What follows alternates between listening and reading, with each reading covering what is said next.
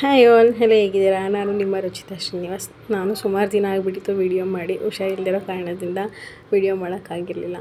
ಇವತ್ತು ಊರಿಗೆ ಹೋಗ್ತಿದ್ವಿ. ಊರಲ್ಲಿ ಸ್ವಲ್ಪ ಕೆಲಸ ಇತ್ತು.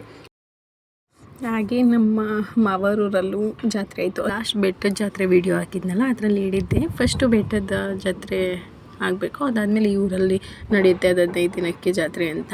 ಇವಾಗ ಆ ಜಾತ್ರೆಗೆ ಹೋಗೋದು. ಇನ್ನು ಆ ಜಾತ್ರೆ ಬಂದು ಮಂಗಳವಾರ ಬೆಳಗ್ಗೆ ಇದ್ದಿದ್ದು. ನಾವು ಭಾನುವಾರ ನೈಟೇ ಹೋದ್ವಿ. ಏನಕ್ಕಂದರೆ ಸೋಮವಾರ ಏನೋ ಅಂಗನವಾಡಿಲಿ ಮಗುದು ವೆಯ್ಟ್ ಏನೋ ಚೆಕ್ ಮಾಡಿಸ್ಬೇಕು, ಬರಲೇಬೇಕು ಅಂತಿದ್ರು. ಹಾಗಾಗಿ ಭಾನುವಾರ ನೈಟೇ ಹೊರಟ್ವಿ. ಇನ್ನೂ ಬೆಳಗ್ಗೆ ಎದ್ದು ಎಲ್ಲರಿಗೂ ಕಾಫಿ ಟೀ ಕೊಟ್ಟು ನಾನು ಬಿಸಿನೀರಿಗೆ ಲೆಮನ್ ಹಾಕ್ಕೊಂಡು ಕುಡಿತಿದ್ದೆ. ಇನ್ನು ಅವರಪ್ಪ ಅವನಿಗೆ ಇಶ್ಯೂಗೆ ಡ್ರೈ ಫ್ರೂಟ್ಸ್ ತಿನ್ನಿಸ್ತಿದ್ರು. ನೋಡಿ ಓಡಾಡ್ಕೊಂಡು ತಿಂತಿದ್ದ. ಇನ್ನು ನನಗೆ ಕೆಲಸ ಮಾಡೋಕ್ಕೆ ಬಿಡಲ್ಲ ಅಂದ್ಬಿಟ್ಟು ಅವರಪ್ಪ ಅಲ್ಲಿ ಉಳ್ಳಿ ಒಣಗಾಕಿರೋ ಹತ್ರ ಕರ್ಕೋಗ್ತಿದ್ರು. ಇನ್ನು ಹೋಸತಿ ಉಳ್ಳಿ ಎಲ್ಲನೂ ಒಂದು ಸೈಡ್ ಸೇರಿಸ್ಬಿಟ್ಟು ಟಾರ್ಪಲ್ ಮುಚ್ಚಿಬಿಟ್ಟಿದ್ವಿ, ಮಳೆಗಿಳೆ ಬಂದರೆ ನೆಂದೋಗ್ಬಿಡತ್ತೆ ಅಂತ. ಹಾಗಾಗಿ ಇವತ್ತು ಅದನ್ನು ಒಣಗಾಕದ ಅಂತ ಹೋಗ್ತಿದ್ರು. ಇನ್ನು ಅಂಗನವಾಡಿಗೆ ಹೋಗಬೇಕು ಅಂತಲೇ ನಾವು ಸೋಮವಾರ ರಜೆ ಹಾಕಿದ್ದು. ಬಟ್ ಅದಾಗೇ ಇಲ್ಲ ಕೆಲಸ. ಅವರು ಇನ್ನೊಂದು ದಿನ ಯಾವಾಗಾದರೂ ಇಟ್ಕೊತೀವಿ, ಇವಾಗ ಆಗಲ್ಲ ನಮಗೆ ಮೀಟಿಂಗ್ ಬಂತು ಅಂದ್ಬಿಟ್ರು. ಇನ್ನು ಸುಮ್ಮನೆ ಅವತ್ತೇನಕ್ಕೆ ವೇಸ್ಟ್ ಮಾಡೋದು ಅಂದ್ಬಿಟ್ಟು ಉಳ್ಳಿನಾದರೂ ಕೊಡೋದು ಆ ಮಿಷಿನಿಗೆ, ಅದಾದರೂ ಕೆಲಸ ಕ್ಲಿಯರ್ ಆಗಿಬಿಡುತ್ತೆ, ಇನ್ಯಾವ ಕೆಲಸನೂ ಇರೋಲ್ಲ ಅಂದ್ಬಿಟ್ಟು ಅದನ್ನು ಒಣಗಾಕದ ಅಂತ ಹೋದರು. ಇನ್ನು ನೋಡಿ ನಮ್ಮ ಮನೇಲಿ 2 ಕೊತ್ತಿಗಳಿದೆ. ಇದೊಂದೇ ಕೆಂಚದೊಂದೇ ಇದ್ದಿದ್ದು ನಮ್ಮ ಮನೆಯಲ್ಲಿ. ಇದು ಅದಾಗದೆ ಬಂದು ಸೇರ್ಕೊಬಿಟ್ಟಿದೆ. ಅದು ಹೋಗ್ಬಿಟ್ಟು ಯಾವಾಗಲೂ ಒಲೆ ಹತ್ರನೇ ಮಲ್ಕೊತಿರುತ್ತೆ. ಇನ್ನು ಕೆಲಸ ಇದ್ದಿದ್ದರಿಂದ ಸಿಂಪಲ್ಲಾಗಿ ಅನ್ನ ಸಾರು ಮಾಡ್ಕೊಡೋದು, ಟೊಮೊಟೊ ಸಾರು ಮತ್ತು ರೈಸ್ ಮಾಡೋದು ಅಂದ್ಬಿಟ್ಟು ನಾನು ರೆಡಿ ಮಾಡ್ಕೊತಿದ್ದೆ. ಅವರಪ್ಪ ಅವನನ್ನು ಕರ್ಕೊಂಡು ಹೋದ್ರಲ್ವ. ಇಲ್ಲೆಲ್ಲ ನಮ್ಮ ಅತ್ತೆಯವರೆಲ್ಲ ಜಾಸ್ತಿ ರೈಸು ಸಾಂಬಾರು ಆ ಥರ ಏನು ಮಾಡೋಕ್ಕೆ ಹೋಗಲ್ಲ. ಅವ್ರಿಗೆ ಯಾವಾಗಲೂ ಮುದ್ದೆ ಇರಲೇಬೇಕು. ಹಂಗಾಗಿ ರೈಸ್ ಐಟಮ್ ಅಷ್ಟೊಂದು ಏನು ಮಾಡಲ್ಲ, ಅಪರೂಪ. ಇವತ್ತು ಅವರೇನೆ ಕೆಲಸ ಇರೋದ್ರಿಂದ ಬರೀ ಟೊಮೊಟೊ ಸಾರು ಮಾಡೋಕ್ಕೆ ಯಾಕೋ ಅಂದರು. ಹಾಗಾಗಿ ಅದನ್ನೇ ಮಾಡಿಬಿಡೋದು ಅಂತ ಮಾಡ್ತಿದ್ದೆ. ನಮ್ಮ ಮಿಷಿನು ಬಂದ ನೋಡಿ. ಏನಕ್ಕೆ ಫ್ರಿಜ್ ತೆಗೆಯೋದು? ಫ್ರಿಜ್ ತೆಗಿಯೋದೇನಕ್ಕೆ? ಏನು ದಬಿತಿ? ಏನು ಬೇಕು? ಏನು ಬೇಕು? ಏನು ಬೇಡ ಬೈ ಬೇಡ.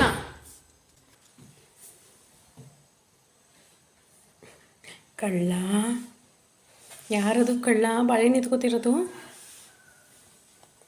ಚಾಕು ಹಂಗೆಲ್ಲ ಮಾಡಬಾರ್ದು. ಎಲ್ಲೋಗಿದ್ರಿ ಯಶು? ಅಮ್ಮ ಏನಕ್ಕದು? ಏನಕ್ಕೆ ಅದು? ಫ್ರಿಜ್ ಕ್ಲೋಸ್ ಮಾಡಿ, ಫ್ರಿಜ್ ಡೋರ್. ಗುಡ್ ಬಾಯ್. ತೆಗಿಬಾರ್ದು ಮತ್ತೆ ಮತ್ತೆ ತೆಗಿ. ಬರ್ತಿಲ್ಲ.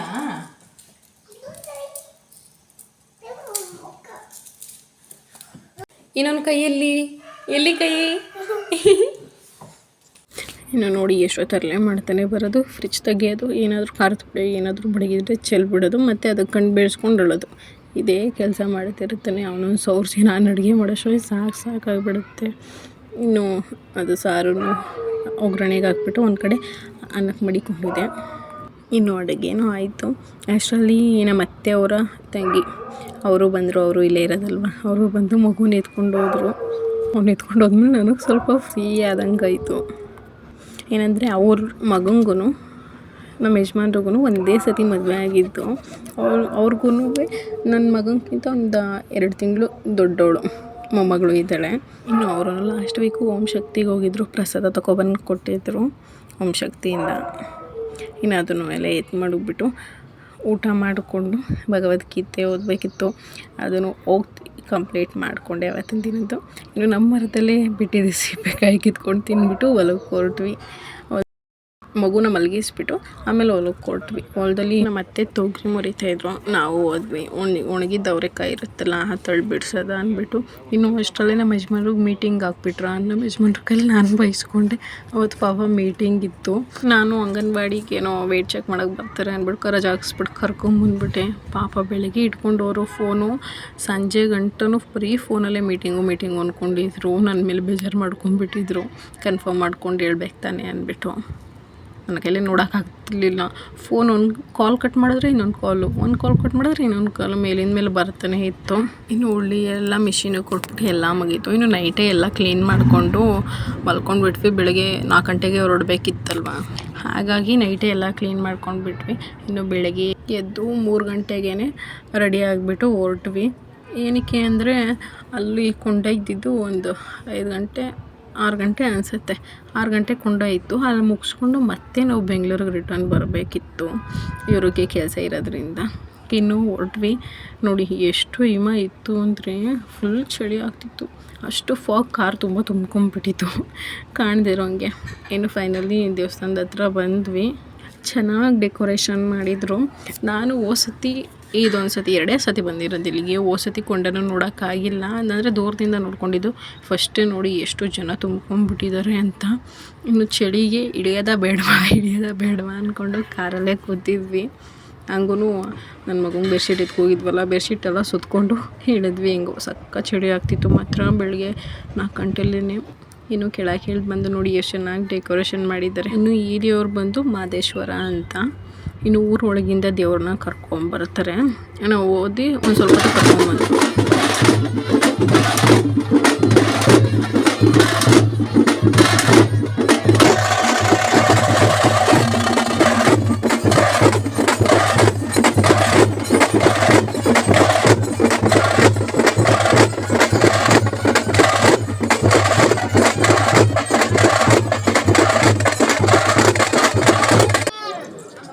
ಅವಳು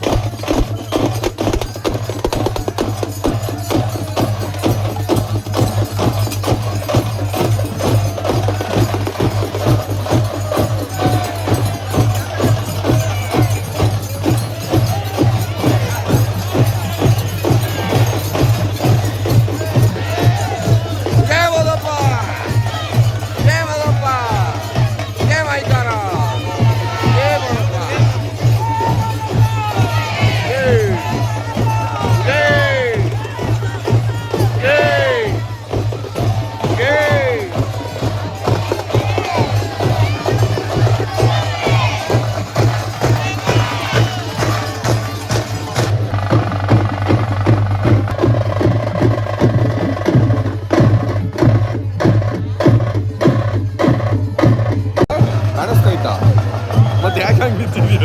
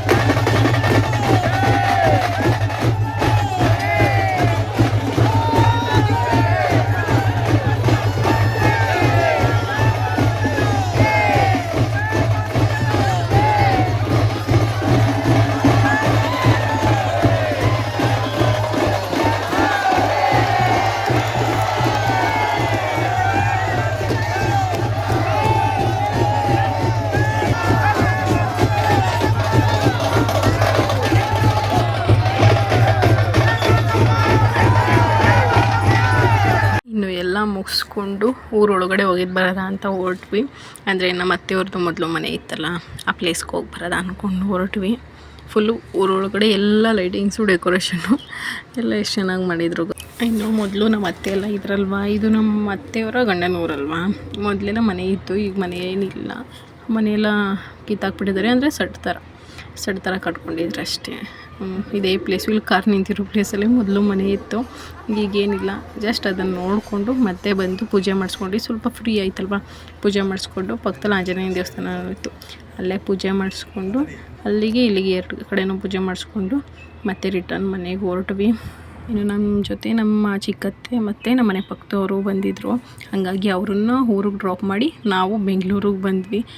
ಬೆಂಗಳೂರಿಗೆ ಬಂದಾದಮೇಲೆ ನಮ್ಮ ಯಜಮಾನ್ರು ಆಫೀಸ್ಗೆ ಹೋಗ್ಬೇಕಿತ್ತಲ್ವ, ಏನು ಅಕ್ಕಿಗಾದರೂ ಇಡೋದ ಅಂದ್ಬಿಟ್ಟು ಅಕ್ಕಿಗಿಟ್ಟೆ.